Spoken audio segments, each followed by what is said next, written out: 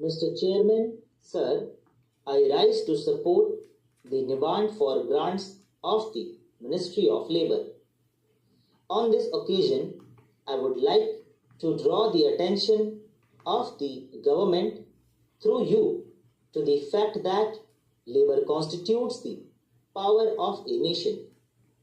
But for the last few years, a cruel mockery of labour force has been made in India, a nation that provides labour opportunities and where labour is worshipped becomes prosperous and developed.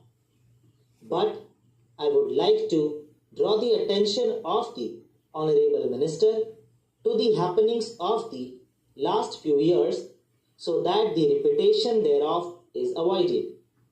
The figures of the last few years stand a testimony in our records to the fact that the opportunities of employment have been lessened in India. The policies that tended to lessen the opportunities of work have been enforced in this country. 2 crore and 35 lakh educated unemployed youths had registered their names in 1985 in different employment exchanges in India. The figures of mid-89 collected after a gap of 4.5 years reveal the number of such youths as approximately 3 crores and 50 lakhs. This means an increase of 1 crore and 15 lakhs in a period of 4.5 years. Yet, many rural educated youths do not have access to these exchanges. The then government stated that the number of educated unemployed thus would touch 5 crores if the rural folk were also taken into account. The then government had also conceded that if rural uneducated youths were also added to this number, their number would be 10 crore youths, that is 20 crore hands, idling for want of jobs and employment. This is the direct result of the policies adopted for the last 7 years in our country. Through you, I would like to draw the attention of the government towards this problem. During the last 5 years, there has been a large-scale advent of foreign companies in India and restriction of manual employment opportunities in the name of computerization has resulted in rampant unemployment. More than 30 crore people are living below the poverty line in India today. 1/3 of them get work for 6 months only, 2/3 of them for 7 months in a year, and only 4% of such people work for 9 months in a year. A new ray of hope has been spread amongst the youth with the assuming of office of Ministry of Labour by the Honourable Minister Shri Ram Vilas Paswan. I would therefore like to draw his kind attention to the problems and sufferings of the people of my constituency. Many big industries have been closed down in Bihar. More than 5,000 unemployed people have been waiting for years so as to get some work.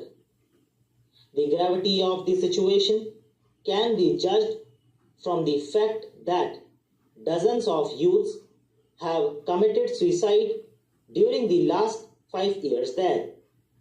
I had an opportunity of visiting that place recently. The mothers and sisters in the families of such persons are compelled to indulge in flesh trade in order to pacify their hunger for food. All this is happening there only due to wrong policies adopted in the past. 18 big industries and approximately 15,000 small and medium scale industries are lying closed in Bihar. More than 25,000 other industries are on the verge of closure, and the labor force thereof has either been rendered unemployed or is on the verge of being rendered jobless. So far as the rural labor force, particularly in Bihar, is concerned, the National Rural Employment Program and Jawahar Rozgar Yojana were implemented, but there is a widespread talk about these programs in the villages of Bihar that earlier the landlords exploited the people in the villages, but another class of landlords is rising in the shape of bureaucracy that consists of overseers, block development officers and engineers who are collectively looting the poor laborers now. If there is an earthwork scheme of rupees 1 lakh for which the laborers are to be paid an amount of rupees 172 per laborer, you will be surprised to know that they are actually paid rupees 70 only, and the balance amount of rupees 102 is pocketed by the bureaucrats. It is an open secret. The Honorable Minister will come to know everything about their plight if he visits the villages where the laborers do the earthwork on the roadsides, not in the capacity of a minister, but as an ordinary citizen. He will also find for himself as to how the rural laborers are being subjected to rampant exploitation and how does the bureaucracy plunder them of their rightful earnings so as to fulfill their own coffers. Politicians are also responsible to some extent because it is under their patronage that this act of looting the poor is being done. I would like to urge upon the Honorable Minister that the ministry should look into all these malpractices. तो दोस्तों इसी के साथ आज की तीनों dictation